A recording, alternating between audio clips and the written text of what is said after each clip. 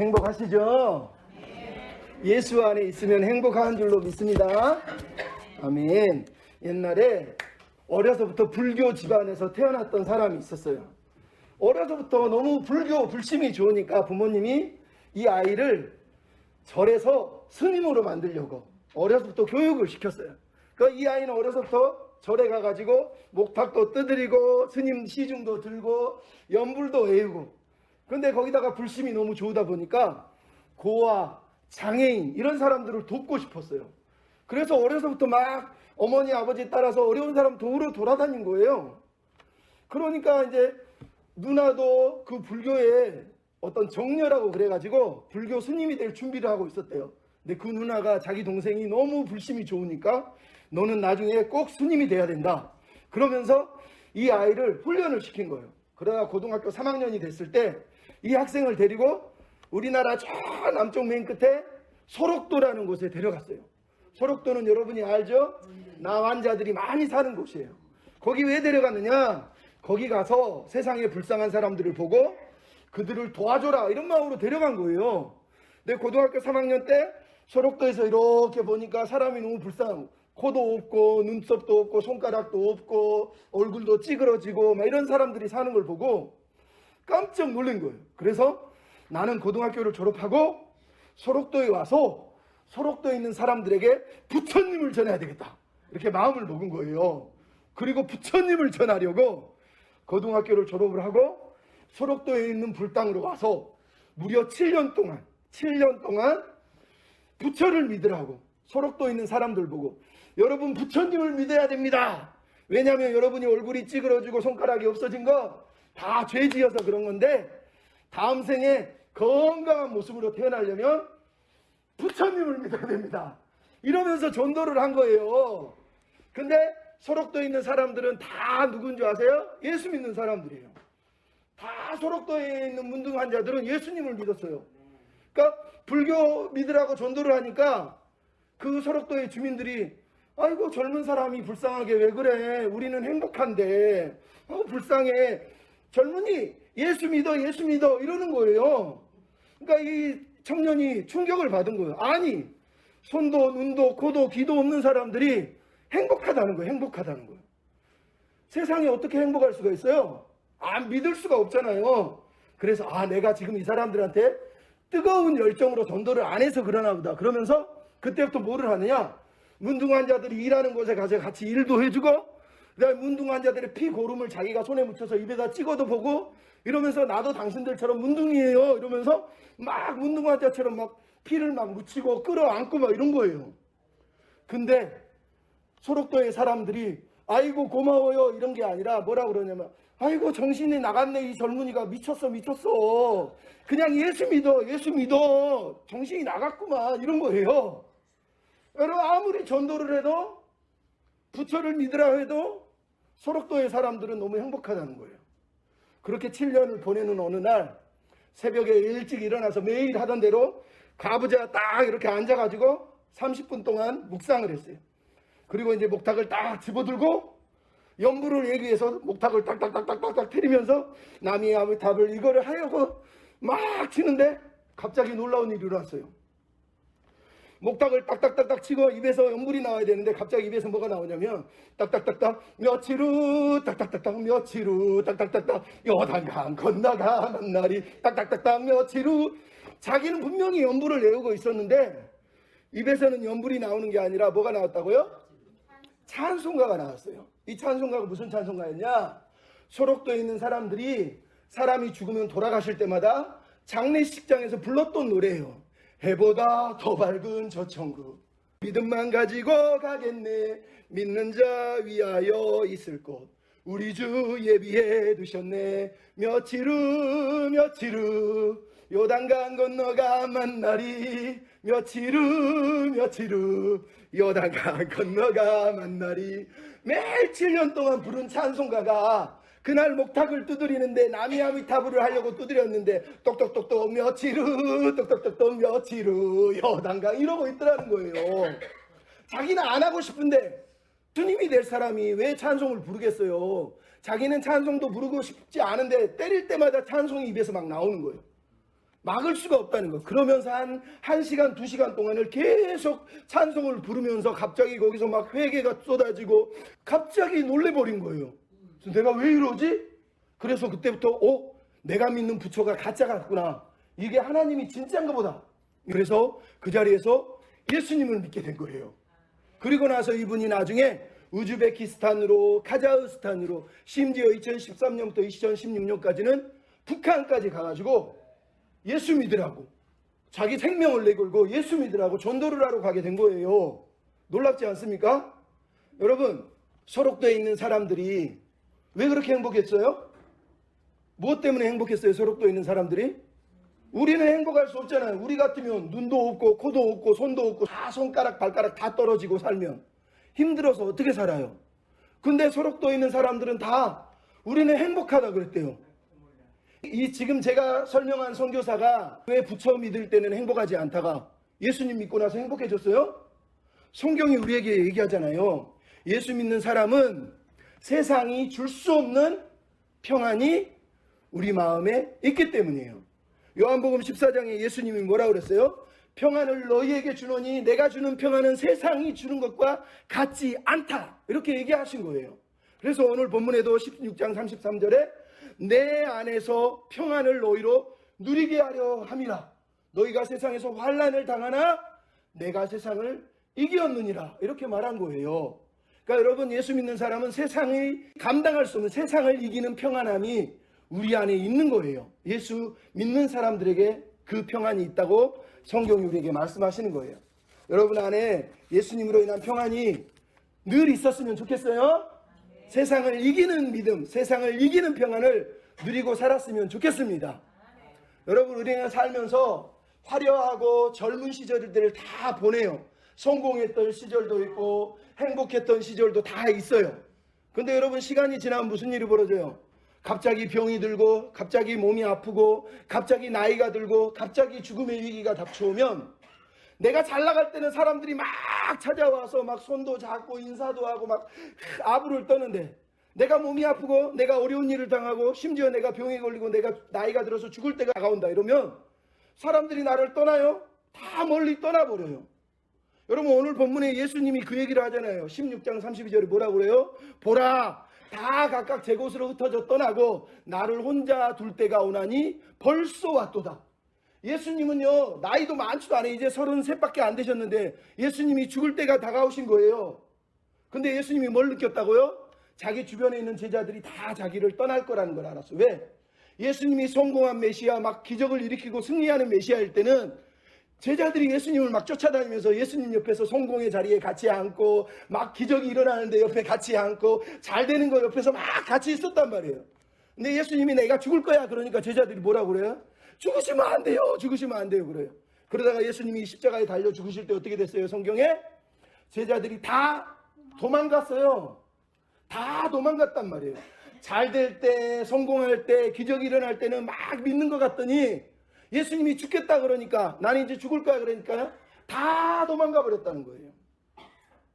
여러분, 예수님도 우리랑 똑같은 삶을 사신 거예요. 잘 나갈 때는 막 찾아오다가 이제는 혼자 될 때가 되니까 다 떠나고 예수님도 혼자 계셔야 됐던 그런 슬픈 시간, 외로운 시간이 있었단 말이에요. 근데 여러분, 이렇게 힘들고 어려운 시간 예수님이 막 우울해하면서 나는 왜 혼자 있는 거야? 왜 날 다 버린 거야? 나쁜 놈들 저주받아라 이랬어요?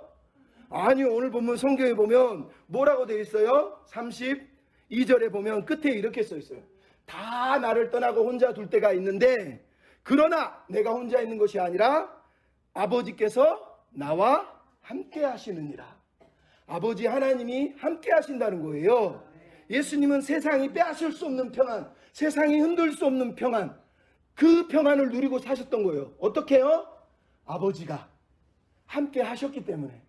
사람들은 다 떠났지만 누가 계셨다고요? 아버지 하나님이 계셨다는 거예요. 그래서 예수님은 평안하셨다라고 성경이 우리한테 말씀하는 거예요. 그러니까 예수님을 믿는 사람들은 살다가 외롭고 힘들고 어렵고 혼자 될 때가 있어요. 우리 어머님들처럼 아버님들처럼 혼자 있을 때가 있어요. 하지만 하나님을 믿는 사람은 그 상황에도 흔들리지 않아요. 두려워하지 않아요. 왜? 세상이 줄 수 없는 평안, 예수님이 주시는 평안함이 있단 말이에요. 어떤 평안? 아버지 하나님이 함께 계시기 때문이에요. 따라서 합시다. 아버지 하나님이 함께 계십니다. 예, 아버지 하나님이 함께 계세요. 여러분, 하나님이 예수님에게도 요수아에게도 그리고 우리에게도 약속하신 게 있어요. 성경에 보면 뭐라고 그랬어요? 내가 너를 결탄코 떠나지 않고 너와 함께 있을 것이라. 나는 너를 떠나지도 버리지도 아니할 것이라. 요수아 1장 5절이나 히브리서 13장 5절에 하나님이 약속하신 거예요. 하나님 우리를 떠나거나 버리지 않으세요. 사람은 우리를 떠나고 세상은 우리를 떠나도 하나님은 우리를 떠나지 않는 거예요. 그래서 요한일서 5장 4절에 뭐라고 그랬어요? 무릇 하나님께로 난 자마다 세상을 이기느니라. 세상을 이기는 이김은 이것이니 우리의 믿음이니라.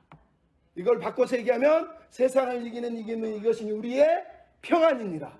아버지 안에, 예수님 안에 있을 때 우리는 평안한 거예요. 옛날에 어느 여자 집사님이 교회를 열심히 다녔는데 갑자기 어느 날 사업이 망하고 공장이 불이 나버렸어요. 여러분 같으면 어떻게 하겠어요? 하나님, 왜 나한테 이러세요? 소리치지 않겠어요? 근데 그분이 교회에 와서 간증을 했어요. 뭐라고 그랬냐면, 나는 살면서 이 고난을 통해서 너무 작은 것을 잃었지만 너무 큰 것을 얻었습니다. 작은 것은 재산이고 큰 것은 하나님입니다. 그렇게 고백을 하더라는 거예요. 여러분, 작은 것은 건강이고 작은 것은 재산이에요. 하지만 가장 큰 것은 하나님이에요. 하나님. 살면서 하나님을 잊어버린 사람이 제일 불쌍한 거예요. 다른 건 다 잊어도 돼요. 다른 건 다 버려도 돼요. 다른 건 다 떠나도 돼요. 근데 누가 떠나면 안 돼요? 하나님은 떠나면 안 되는 거예요. 그러니까 하나님이 여러분과 함께 계시다고 성경이 약속했죠? 떠나지 않는다고 약속했잖아요. 그러니까 여러분 믿으셔야 돼요. 미국 가면은요, 슈퍼맨 닥터리라고 그래서 슈퍼맨이 한 명 계세요. 이게 슈퍼맨이라고 왜 별명이 붙었냐면, 어려서부터 집은 가난했지만 아버지가 이 아이를 8살 때 미국으로 데려가서 이민 생활을 했어요. 근데 어려서부터 몸에 능력이 있었는데 그게 뭐냐, 체조, 기계체조, 마루에서 막 뒹구는 거 있죠?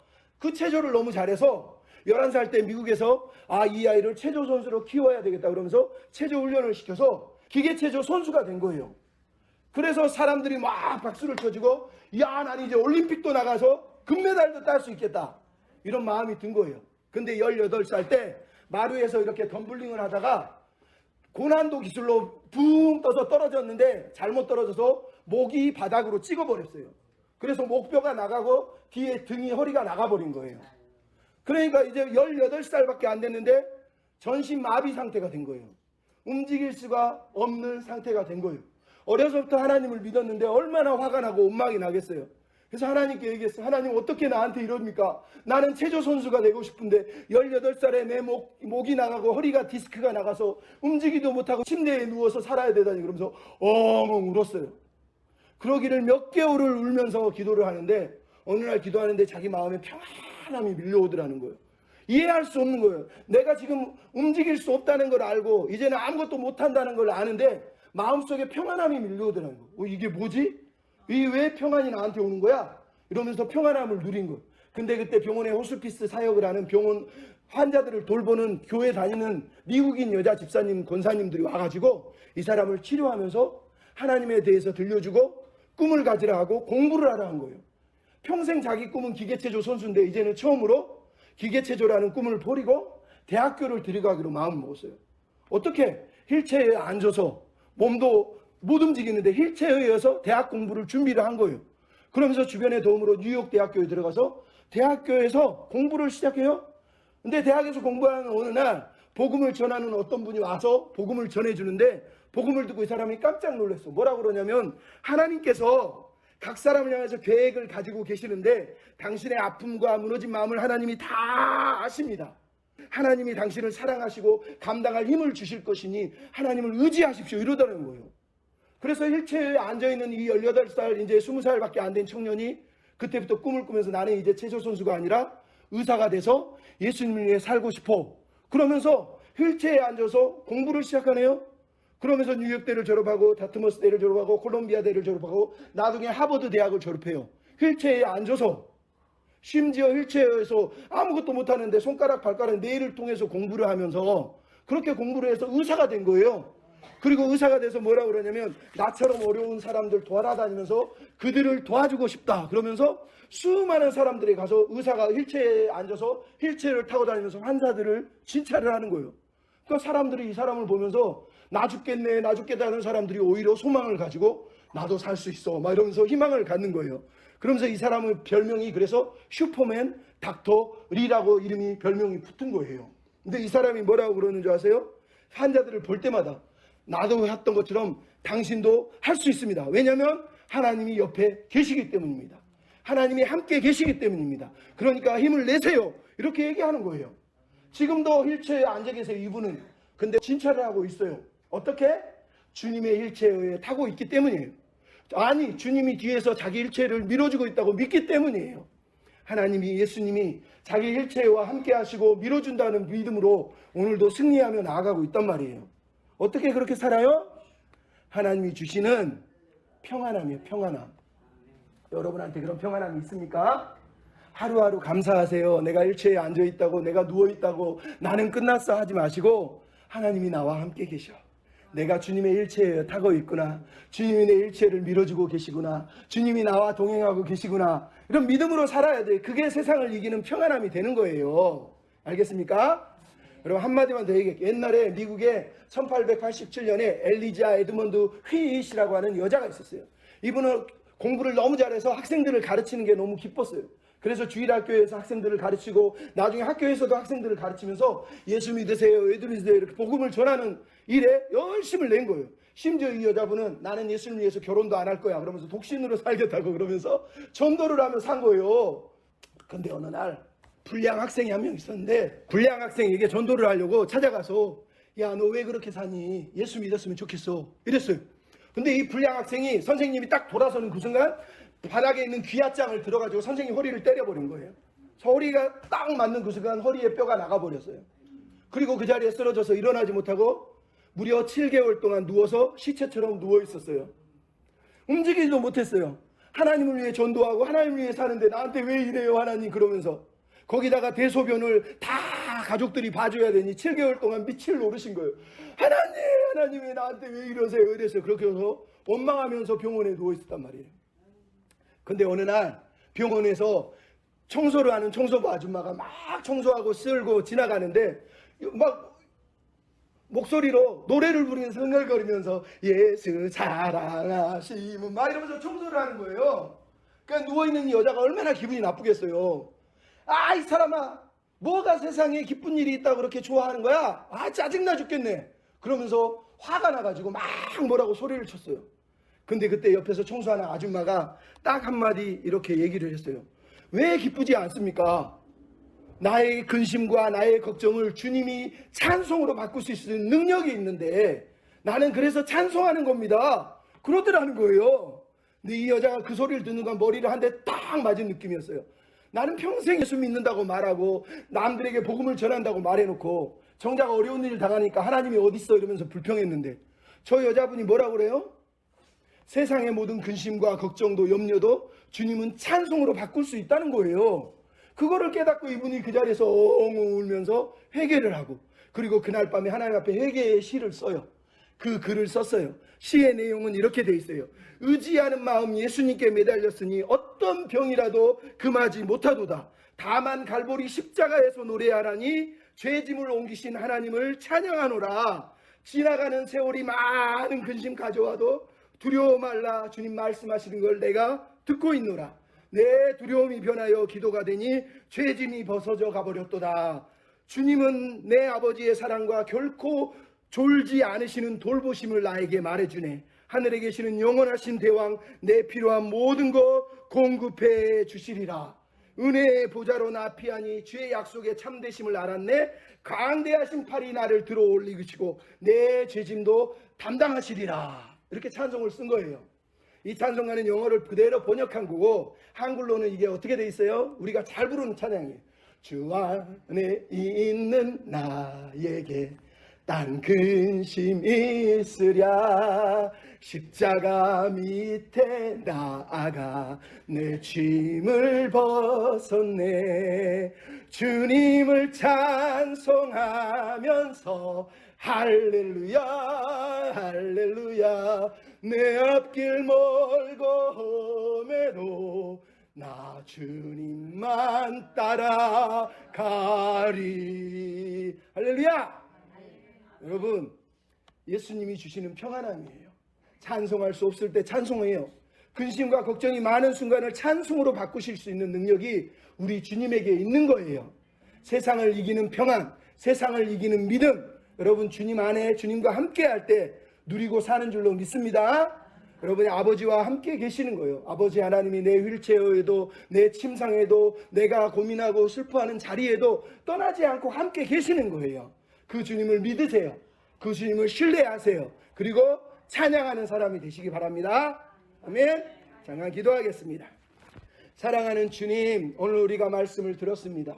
세상이 줄 수 없는 평안을 우리에게 주셨고, 세상에서 환난을 당하고 혼자 될 때가 있어도 주님은 함께 하시고 아버지는 함께 하시고 우리를 붙들어 주시는 줄로 믿습니다. 우리도 그 하나님이 주시는 평안함, 그 하나님이 주시는 믿음, 그 하나님이 주시는 승리를 누리며 살도록 도와주시옵소서. 감사하고 예수님의 이름으로 기도하옵나이다. 아멘.